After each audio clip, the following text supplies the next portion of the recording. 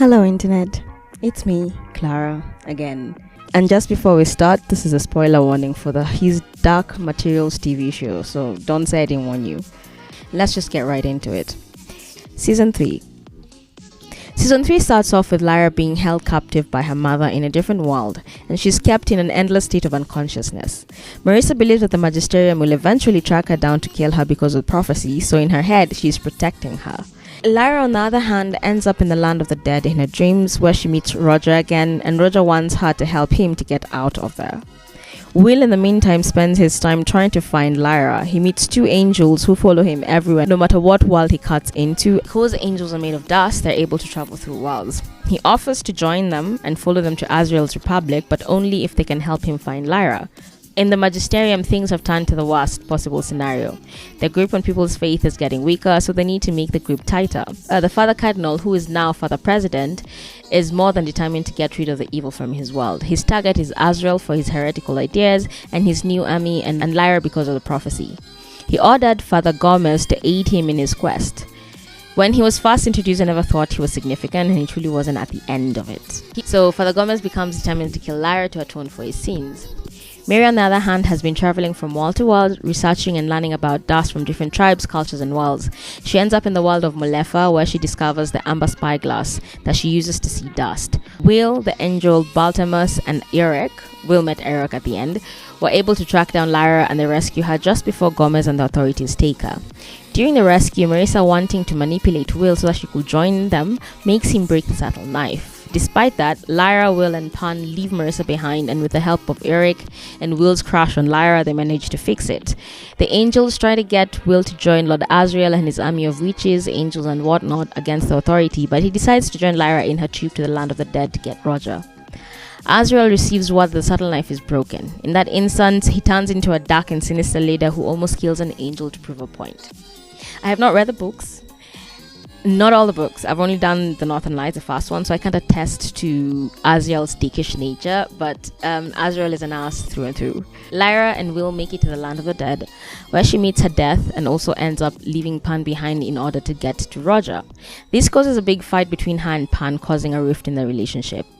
Will and Lyra make it to the other side and they meet the dead, but they seem to be afraid of something. Lyra and Will get separated for a bit and they start getting tricked by the Happies that protect the land of the dead. I say Happies, not like Happies are, Happy is the thing, the monster, not the illness. Lyra finally meets Roger and they have a talk, but Lyra soon learns that Roger doesn't want to go with them. Lyra gives up, but Will encourages him to keep trying. He tries to cut a window, but the knife seems not to be working, making the Happies appear to them and they try to kill them both, but Lyra stops them. Lyra finds Roger again and they get it talking, and as they were talking and reminiscing on good times, they realize that good thoughts, happy thoughts, stories about the real world will bring back the feeling of life to ghosts. And the ghosts agree to live with them, and there starts the journey to the top of Limbo. Lyra discovers that the Happies can't hurt them as long as they tell them true stories of the real world. She finally meets Cosby, who helps to round up more people to escape and find John Parry, Will's dad. But before they could leave, Metatron, the authorities' emissary, sets off a bomb that takes dust away from all the worlds. Lyra and Will, as they try to get everyone to high ground, start experiencing the pull of the abyss. Lyra falls, but she's saved by a Happy that she names Gracious Wings. She makes a deal with this newly named Happy that if it receives honest true stories about real life, he will ferry the ghosts to the edge where it is safe for them to cross. Lyra, Will, Roger, John, and Lee finally make it to the top of Limbo.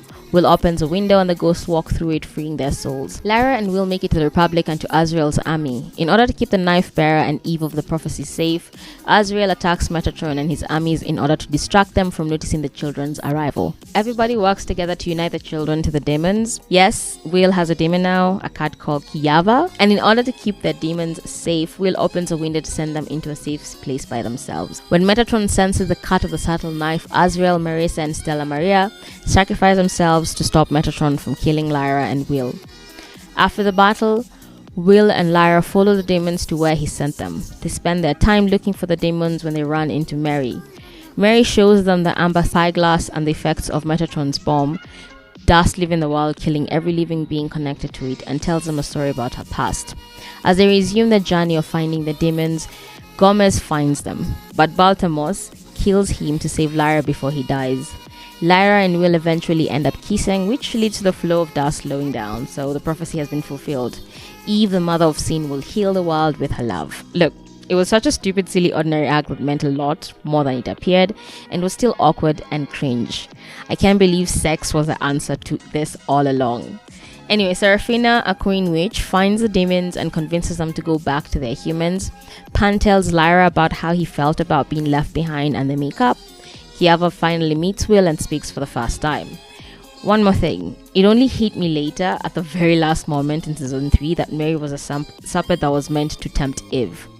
Now, Zephaniah, an angel, or more like the leader of the rebelling angels and the voice of the dust that was communicating with Mary, finds the kids and she tells them that they need to close all the windows left open and both of them need to go back to their own worlds and live the rest of their lives apart. Will and Lyra confess their love for each other. They both go to the botanical gardens to give their very last goodbyes. They agree to meet once a year, every year for an hour on Midsummer Day at midday at the botanical gardens in each of their worlds until they find each other in the land of the dead, because that's where the last window was left open. Now, just a few things. Like, if it were me and I was Will and I was a knife bearer, I wouldn't break the knife and let the angel seal all the windows, because that's how the deal that they settled with. I would have made this like the last epic road trip with Lyra, spending every day together until all the windows were closed. So the show ends with a montage of Lyra and Will growing up and keeping their promise to meet every day at the botanical gardens once a year for an hour on Midsummer Day at midday. That's about it. That's it. That's all I have for the show His Dark Materials. It was quite a good watch, honestly.